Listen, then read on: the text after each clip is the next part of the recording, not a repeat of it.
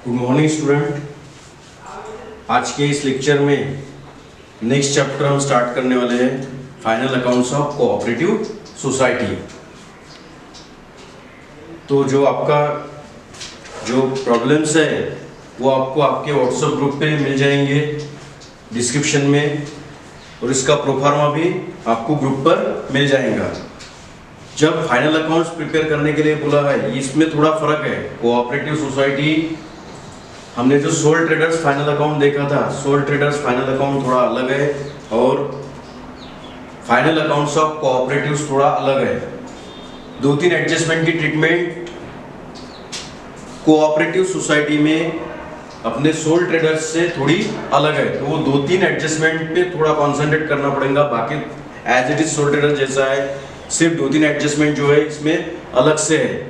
Final account जब भी बोला जाएगा तो फाइनल अकाउंट्स में आपको प्रिपेयर करना है ट्रेडिंग अकाउंट, उसके बाद में profit and loss account, profit and loss appropriation account और बैलेंस शीट। जब शॉर्ट प्रॉब्लम, छोटे प्रॉब्लम होते हैं तब आपको सिर्फ बोला जाता है कि ट्रेडिंग अकाउंट प्रिपेयर करो, या फिर जो इन्फॉर्मेशन दी है सिर्फ profit and loss account prepare करो, या सिर्फ profit and loss appropriation account prepare करो, या सिर्फ बैलेंस शीट प्रिपेयर करो। इसमें शॉर्ट प्रॉब्लम आ सकते हैं, यानी एक ही अकाउंट पूछा, ट्रेडिंग अकाउंट या फिर प्रॉफिट एंड लॉस अकाउंट या फिर एप्रोप्रिएशन अकाउंट या फिर बैलेंस शीट। लेकिन जब आपको बोला है कि prepare final accounts of cooperative society, तो आपको चारों प्रिपेयर करने हैं। ट्रेडिंग अकाउंट यानी जैसे हमने सोल ट्रेडर्स में पढ़े, तो हम ड्रॉ करके रख देंगे ट्रेडिंग अकाउंट लगभग जो है हाफ पेज से थोड़ा कम। उसके बाद में प्रॉफिट एंड लॉस अकाउंट, ज्यादा आइटम्स रहते हैं, हाफ पेज से ज्यादा लगेगा थोड़ा। एप्रोप्रिएशन अकाउंट हाफ पेज के आसपास, और बैलेंस शीट में लगभग जो है वो एक पेज लगेगा। इसमें बैलेंस शीट में जो है वो बैलेंस शीट में आइटम्स जो है आपको याद रखने पड़ेंगे। सोल ट्रेडर्स में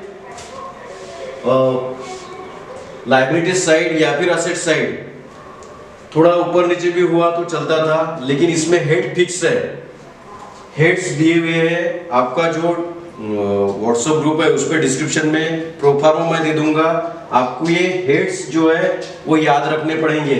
जैसे बैलेंस शीट में एक नंबर पर है शेयर कैपिटल, दो नंबर पर है रिजर्व एंड फंड्स, तीन नंबर पर है स्टाफ प्रोविडेंट फंड, चार नंबर पर है सिक्योर्ड लोन, पांच नंबर पर है अनसिक्योर्ड लोन, 6 नंबर पर है डिपॉजिट, 7 नंबर पर है अदर लायबिलिटीज एंड प्रोविजन, और 8 नंबर पर है प्रॉफिट एंड लॉस अकाउंट। कुछ आइटम्स अपने प्रॉब्लम में रहे नहीं रहे, लेकिन ये पहले सीक्वेंस लिख लेना है।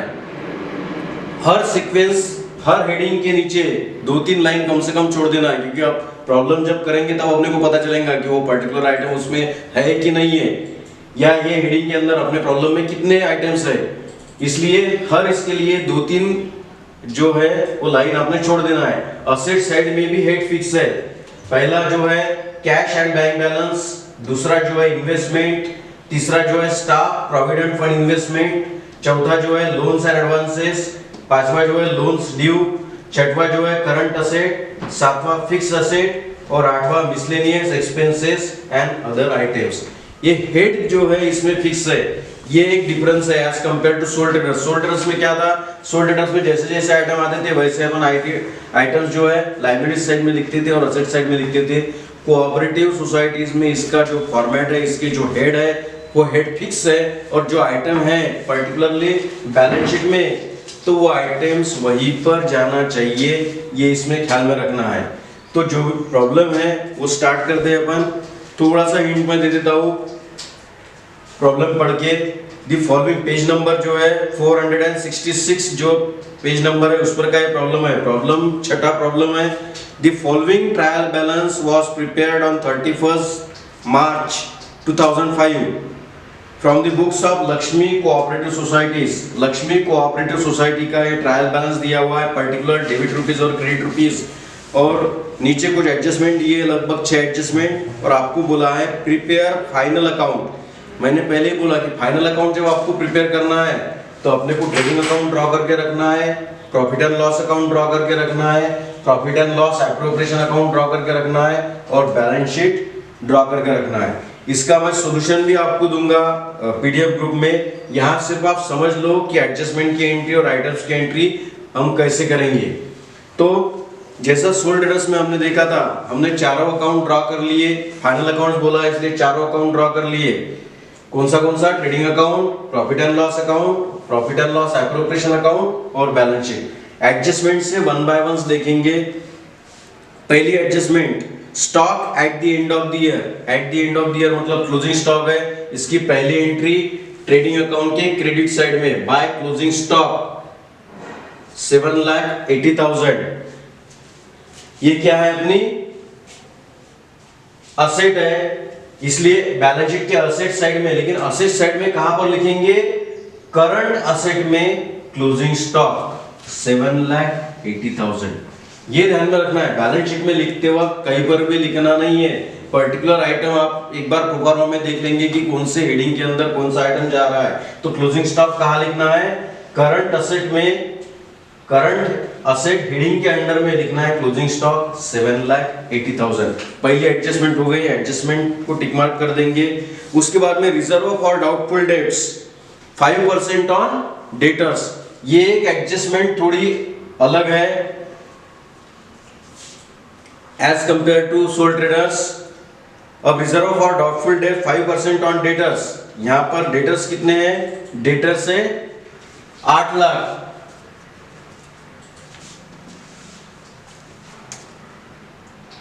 पहली एंट्री जो है बैलेंस शीट के लायबिलिटी साइड में, reserve for doubtful dates under the head of reserve and funds. Reserve for doubtful dates कितनी है, 40,000। और एक एंट्री जाएंगी रिजर्व फॉर डाउटफुल डेट्स की 40,000 प्रॉफिट एंड लॉस अकाउंट के डेबिट साइड में। एक बार फिर से देख लो, ये एडजस्टमेंट पे थोड़ा ध्यान देना है। सोल्ड ट्रेडर्स में अपन क्या करते हैं, सोल्ड ट्रेडर्स में से डेटर में से माइनस करते हैं, लेकिन इसमें कोऑपरेटिव सोसाइटी में इसकी जो प्रोविजन है वो अलग है। फिर से एक बार पढ़ रहा हूं मैं, reserve for doubtful debt 5% on debtors. तो डेटर्स जो है बैलेंस शीट में वो 8 लाख दिए हुए हैं, उस पर 5% यानी 40,000। पहली एंट्री करना है प्रॉफिट एंड लॉस अकाउंट के डेबिट साइड में, रिजर्व फॉर डाउटफुल डेट्स 40,000। इसकी दूसरी एंट्री जाएंगी बैलेंस शीट के लायबिलिटी साइड में under the head of reserve and funds. क्या बोला है, रिजर्व फॉर डाउटफुल डेट्स 40,000। आप इधर करिए, लेकिन दो एंट्री उसकी आनी चाहिए। तो पहले अपन एंट्री पकड़ के चलेंगे कि प्रॉफिट एंड लॉस अकाउंट के डेबिट साइड में रिजर्व फॉर डाउटफुल डेट 40,000। दूसरी एंट्री रिजर्व एंड फंड्स के अंडर में रिजर्व फॉर डाउटफुल डेट्स 40,000। ये स्टार करके रखना है। ये जो एंट्री है इसकी कोऑपरेटिव सोसाइटी में अलग है as compare to sold traders. उसके बाद में depreciate plant by 10%, furniture by 20%। अब ये भी जो एडजस्टमेंट है इसका भी इफेक्ट सोल्ड ट्रेडर्स में अलग था और इसमें अलग है। पहले प्रॉफिट एंड लॉस अकाउंट में लिखेंगे डेप्रिसिएशन। प्लांट पर कितना आएगा, कितना परसेंट बोला है, 10%। तो प्लांट पर आता है वो 2,75,000। फर्नीचर पर कितना है, 20%। फर्नीचर पर कितना आता है, 35,000। दोनों की टोटल 3,10,000। यहां तक जो है वो सोल्ड ट्रेडर्स में भी अपन ऐसा ही करते थे, लेकिन यहां पर इसकी सेकंड एंट्री जो है उसकी ट्रीटमेंट अलग है। ये इसमें पर्टिकुलरली ध्यान में रखना है। इसकी सेकंड एंट्री बैलेंस शीट के लायबिलिटी साइड में under the head of reserve funds, यहां पर लिखना है डेप्रिसिएशन फंड। दोनों की टोटल 3,10,000।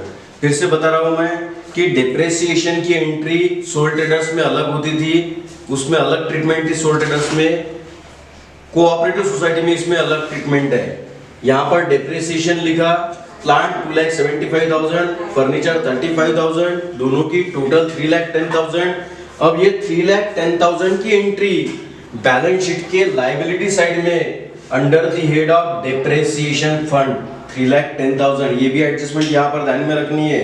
उसके बाद में adjustment number 4, provide for dividend equalisation fund 2% on share capital. Dividend equalisation fund create करना है कितना 2% ऑन शेयर कैपिटल। अब शेयर कैपिटल कितना है 30,000, इस पर 2% कितना होता है 60,000। इसकी दो एंट्री, पहली entry profit and loss appropriation account के डेबिट साइड में टू डिविडेंड इक्वलाइजेशन फंड, कितना परसेंट बोला है 2%। काय पर बोला है शेयर कैपिटल, शेयर कैपिटल कितना है 30 लाख, 30 लाख पे 2% यानी 60,000। ये आ गई यहां पर entry profit and loss appropriation account के डेबिट साइड में। इसकी दूसरी एंट्री बैलेंस शीट के लायबिलिटी साइड में under the head of reserve and funds dividend equalisation fund 60,000। पहली एंट्री कहां की है एप्रोप्रिएशन अकाउंट डेबिट साइड, दूसरी entry liability side under the head of reserve and funds. उसके बाद में provision for dividend is to be made 9% on share capital, वैसी दूसरी एडजस्टमेंट है।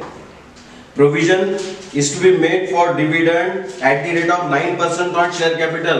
पहली एंट्री एप्रोप्रिएशन अकाउंट के डेबिट साइड में to provision for dividend.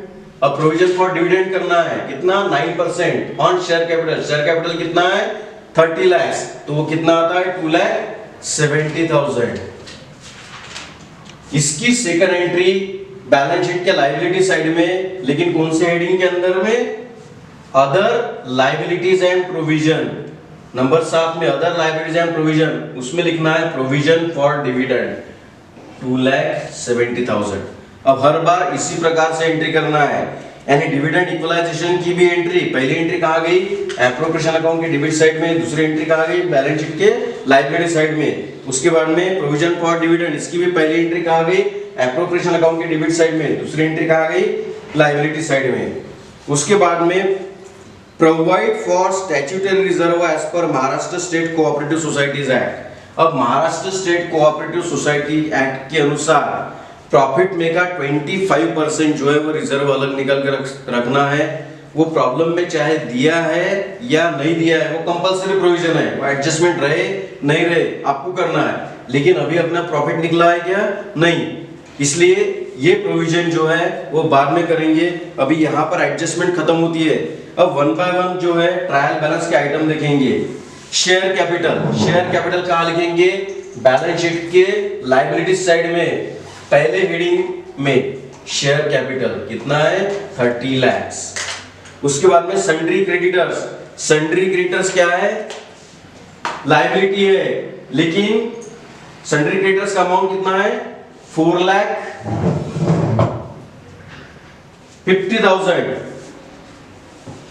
Liability side में under the head of unsecured loan sundry creditors 4,50,000। उसके बाद में सन्ड्री डेटर्स, सन्ड्री डेटर्स क्या है सन्ड्री डेटर्स असेट है, डेटर्स यानी वो पर्सन जिनसे अपने को पैसे लेने हैं। सन्ड्री डेटर्स क्या है असेट, कहां लिखेंगे बैलेंस शीट के असेट साइड में। और अमाउंट कितना है सन्ड्री डेटर्स का 8 लाख। कहां पे जाएंगे लोन्स ड्यू में, सन्ड्री डेटर्स कितने हैं 8 लाख। उसके बाद में बिल्स पेबल, लायबिलिटी है लोगों को जो पैसे देने हैं वो, तो बिल्स पेबल कितने हैं 2 लाख। लायबिलिटी साइड में कहां पे लिखेंगे अनसिक्योर्ड लोन में बिल्स पेबल 2 लाख। उसके बाद में प्लांट, प्लांट क्या है असेट है, अमाउंट कितना है 27,50,000। लेकिन कौन सी असेट है फिक्स असेट है, कहां पे लिखेंगे फिक्स असेट में प्लांट 27,50,000। उसके बाद में स्टॉक, ब्रैकेट में लिखा है ओपनिंग स्टॉक, कहां लिखेंगे trading account debit side to opening stock 7,50,000। उसके बाद में कैरेज इनवर्ड, कैरेज इनवर्ड कहां पर आता है trading account debit side carriage inward 15,000। उसके बाद में कैरेज आउटवर्ड, कैरेज आउटवर्ड कहां आता है profit and loss account debit side carriage outward 16,500।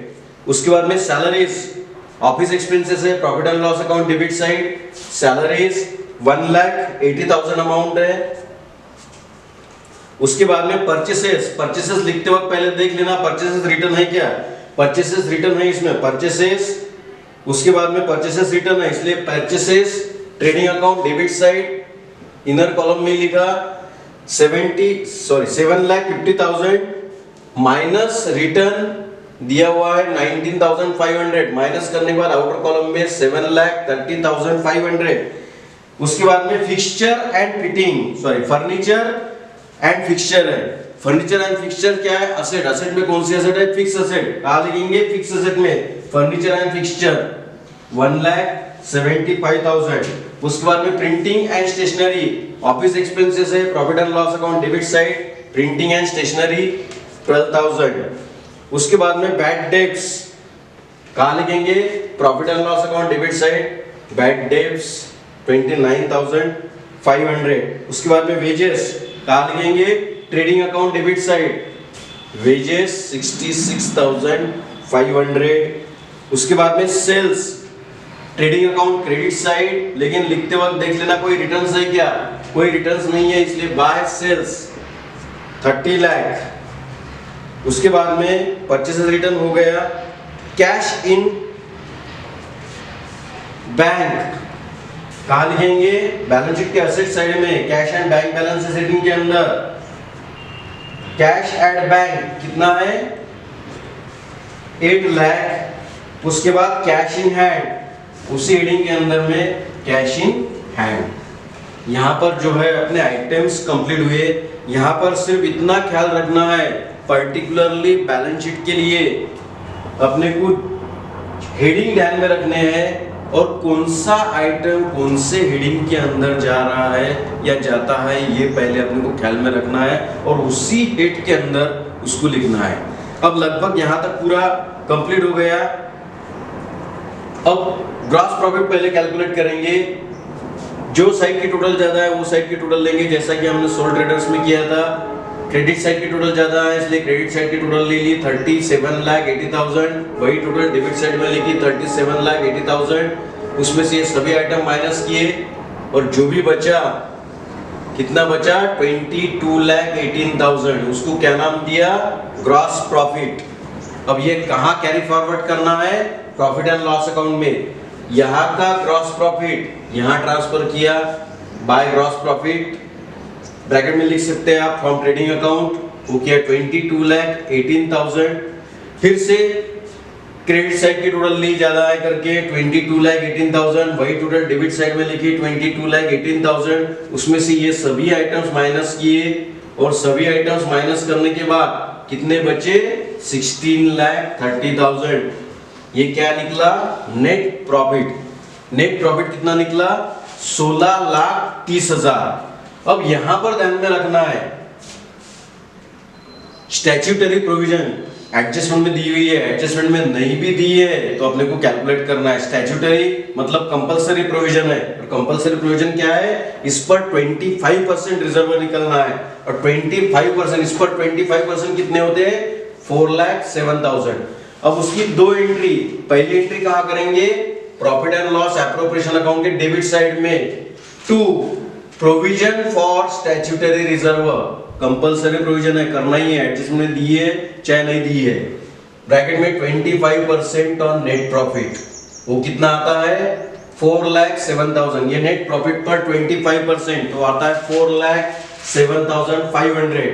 अब इसकी सेकंड एंट्री, बैलेंस शीट के लायबिलिटी साइड में under the head of reserve end fund, statutory reserve fund 4,07,500। 4,07,500। अब ये जो नेट प्रॉफिट है, ये नेट प्रॉफिट यहाँ का कहाँ कैरी फॉरवर्ड किया?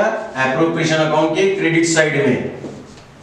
जैसे यहाँ का ग्रॉस प्रॉफिट यहाँ ट्रांसफर किया, अब यहाँ का नेट प्रॉफिट यहाँ ट्रांसफर किया बाय नेट प्रॉफिट। कहां से आया? From profit and loss account, यहां लिखा। अब फिर से टोटल ले ली, क्रेडिट साइड की टोटल ज्यादा है करके क्रेडिट साइड की टोटल ले ली 16,30,000।